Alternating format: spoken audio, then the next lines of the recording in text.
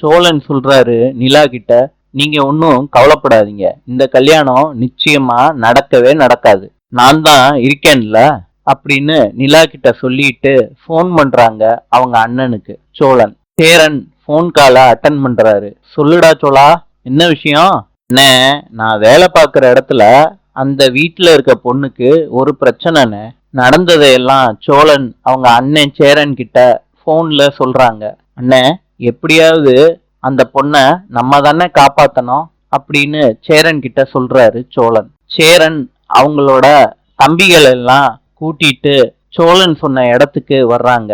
அப்ப சோழன் சொல்றாரு, அந்த பொண்ணுக்கு கல்யாணத்துல விருப்பமே இல்லைன்னு, இந்த ரெஜிஸ்டர் மேரேஜ எப்படியாவது தடுத்து நிப்பாட்டணும்னு பாண்டியன் சொல்றாரு. சோழா, என்ன பண்ணணும் சொல்லு. சோழன் எல்லா விவரத்தையும் பாண்டியன் கிட்டையும் அவங்க அண்ணன் கிட்டையும் சொல்லிடுறாரு. சோழனோட தம்பியும் அண்ணனும் சேர்ந்து மாப்பிள்ளைய கடத்திடுறாங்க. மாப்பிள்ளையோட அப்பா அம்மா இந்த விஷயம் கேள்விப்பட்டு நிலாவோட அப்பா அம்மா கிட்ட சொல்றாங்க, ரவுடி பசங்க வந்து என்னோட பையனை கடத்திட்டு போயிட்டாங்க சம்பந்தி. நிலா இந்த விவரத்தை எல்லாம் கேட்டுக்கிறாங்க. நாளை சந்திப்போம்.